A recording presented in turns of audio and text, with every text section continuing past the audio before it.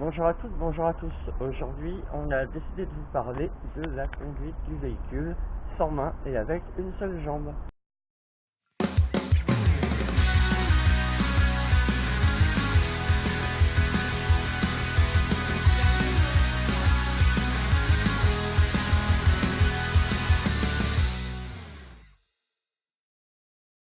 Alors moi j'ai toujours aimé conduire, déjà tout petit. Je conduisais la voiture de mon père assis sur ses genoux. Et la première voiture que j'ai conduite, c'était une voiture sans permis à 14 ans. Parce que je ne pouvais pas avoir de mobilette ou de scooter, en tout cas c'était un peu compliqué. Et donc j'ai une voiture sans permis sur laquelle le volant n'était pas modifié du tout. On avait juste modifié la pédale d'accélérateur pour la passer à gauche. Et puis il y avait le moteur aussi qui était un peu modifié pour qu'elle roule un peu plus vite, mais ça, il ne faut pas le dire.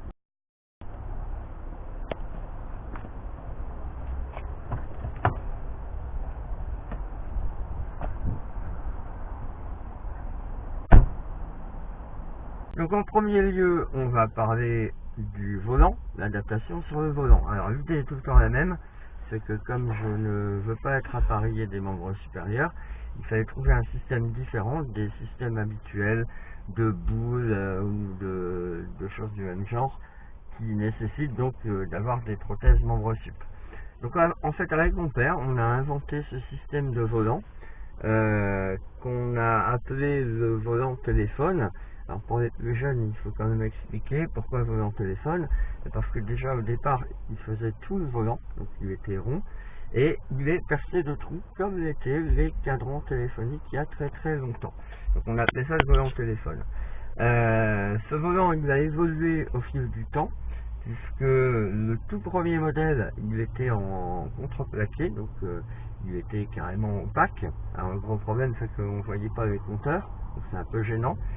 Donc on a fait un deuxième modèle, une fois qu'on a vu que ça marchait bien, on a fait un deuxième modèle en plexiglas qui permet donc de voir derrière le volant téléphone.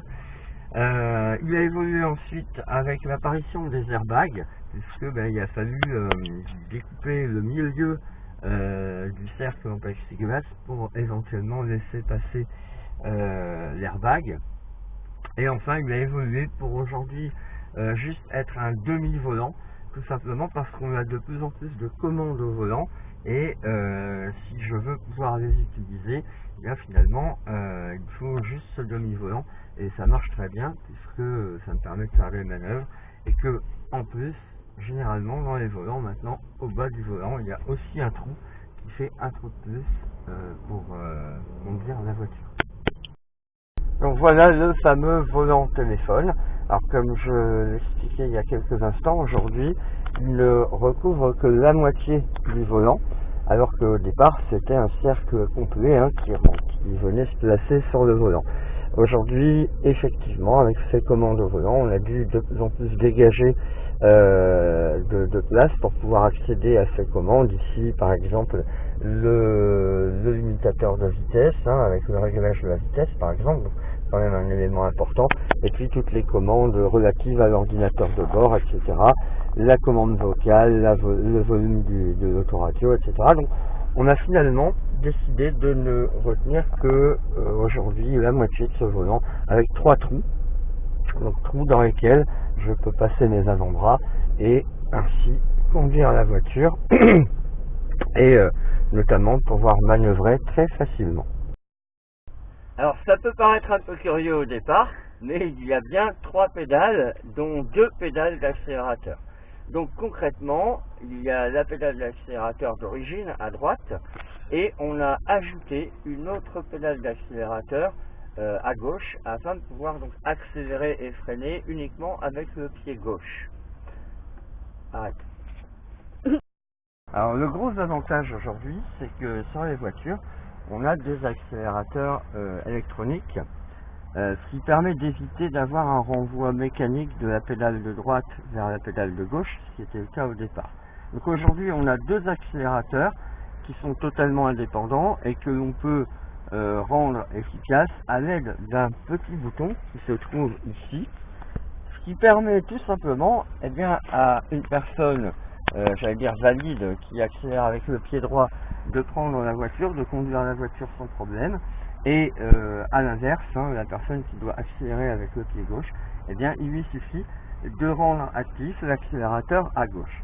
Alors pour des raisons de sécurité, tout simplement, aujourd'hui, les systèmes de ce genre, par défaut, quand vous mettez le contact, par défaut, ils rendent la pédale de droite active. C'est seulement si vous appuyez sur le bouton que la pédale de gauche sera, elle, activée. Alors on va faire une petite démonstration. Pour vous montrer comment ça marche effectivement. Donc concrètement, ici, je démarre la voiture. Si je ne fais rien, c'est l'accélérateur de droite qui active. Si j'appuie sur le bouton, il passe au vert et l'accélérateur de gauche fonctionne. Si je coupe le contact et que je rallume le contact, vous constatez que c'est à nouveau l'accélérateur de droite qui fonctionne. Si j'appuie sur le bouton, c'est l'accélérateur de gauche.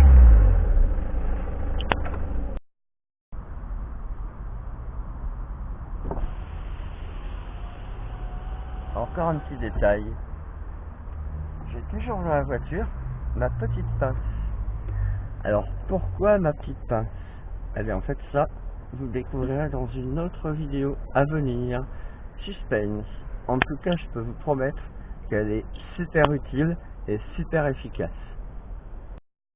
Alors une dernière chose, un dernier petit conseil, c'est au moment où vous achetez votre voiture, il faut surtout, avant de l'acheter, il faut bien vérifier que l'ensemble des commandes, même les plus cachées parfois, ne sont pas trop compliquées à utiliser.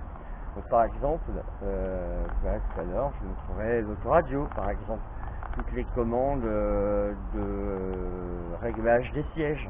Et puis également, alors ça peut vous échapper, mais c'est important, la commande d'ouverture du capot moteur.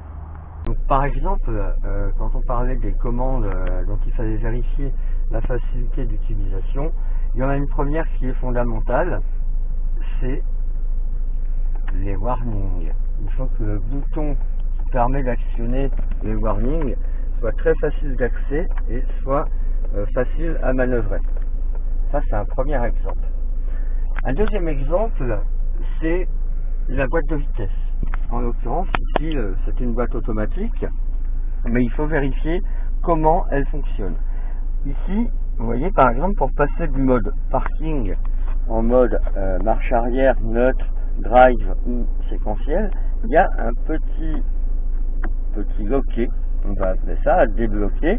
Il faut vérifier que vous puissiez le faire facilement pour passer la marche arrière, pour passer en neutre, pour passer en D, voire même aussi pour le mode séquentiel qui lui va fonctionner ici avec les palettes qui se trouvent au volant. D'accord? Donc très important, c'est différentes choses. Peut-être un peu moins, mais quand même à vérifier aussi l'utilisation de l'autoradio, sa mise en route, tout simplement. L'utilisation également du GPS, avec la possibilité de choisir une destination aisément, mais aussi de pouvoir facilement taper les adresses recherchées, ce qui veut dire qu'il faut vérifier que les petits pavés numériques sont faciles à utiliser, la sorte, voilà, des petites choses comme ça. Les commandes, de la même manière, vérifier où se trouvent les commandes de vitres électriques et si vous pouvez les actionner facilement sans devoir vous contorsionner, ce qui vous permet de les utiliser pendant que vous conduisez. On peut encore évoquer, j'aurais peut-être dû le faire en premier, tout simplement l'ouverture de la porte. Oh non. Attends, je vais recommencer. Alors, encore un élément ô combien important, l'ouverture de la porte. Vérifiez que très facilement vous pouvez saisir la poignée pour ouvrir la porte et de la même manière que très facilement vous pouvez la refermer. Bref, il faut vérifier quasiment l'ensemble des commandes. Donc mon conseil, quand vous allez acheter une voiture, eh bien prenez votre temps, encore plus que quelqu'un de classique ne le ferait, et essayez vraiment, demandez au vendeur comment on ouvre aussi, comment on utilise tel ou tel appareillage électrique du véhicule. Il y a un dernier élément qu'il faut vérifier, parce que là aussi, alors celui-là on y pense encore moins qu'aux autres, c'est l'ouverture du capot moteur.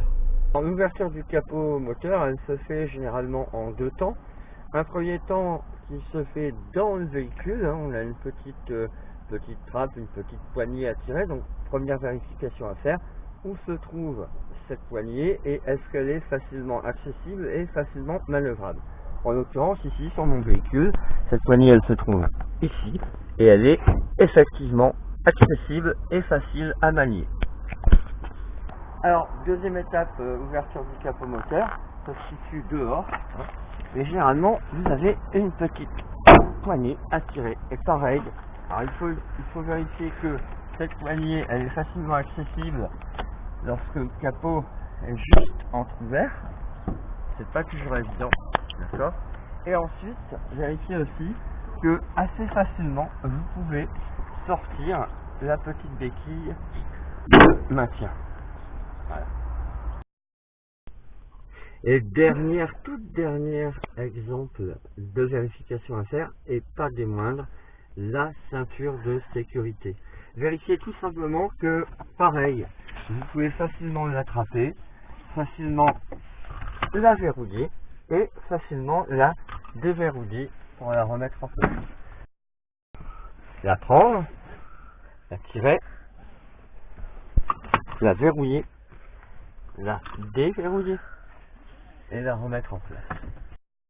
Alors, hop, la ceinture, déjà, hop, on verrouille le contact. Et là, on n'oublie pas d'appuyer sur le petit bouton pour basculer sur la pédale d'accélérateur à gauche. On passe en mode drive et c'est parti.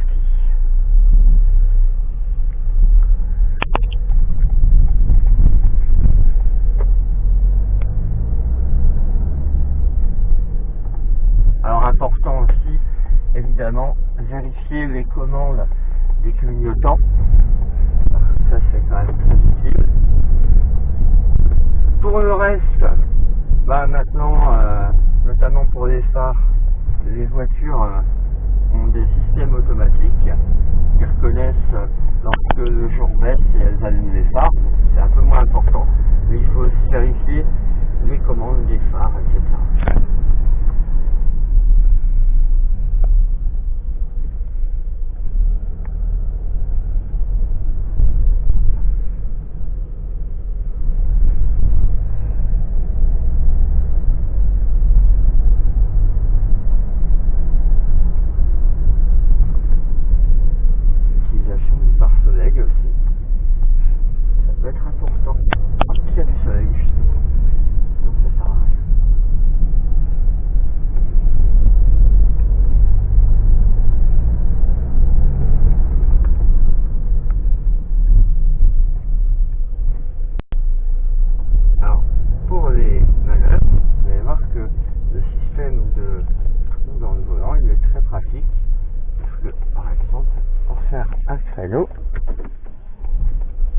Ça marche super bien.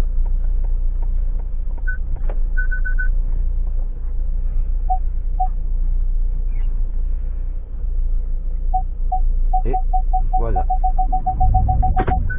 c'est fait.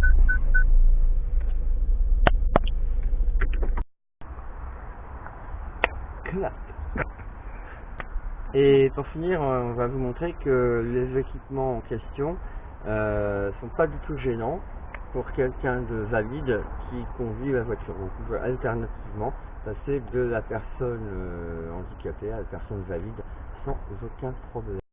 Maintenant nous allons vous présenter qu'une personne valide peut effectivement conduire cette voiture. Donc le petit bouton, l'accélérateur restera à droite, donc on accélère, voilà, reste à droite. L'accélérateur à gauche ne fonctionne pas, il tourne dans le vide. Donc je passe en mode drive et on pourrait juste avancer, voilà.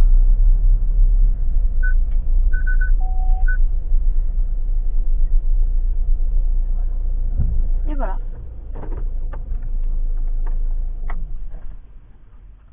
C'est bon. Alors voilà, j'espère que ce sujet sur la conduite de la voiture vous a intéressé, vous a plu. Il me reste qu'à vous dire au revoir et à la prochaine, très bientôt, pour une nouvelle vidéo sur un nouveau sujet que je ne vous dévoilerai pas, bien entendu. À bientôt!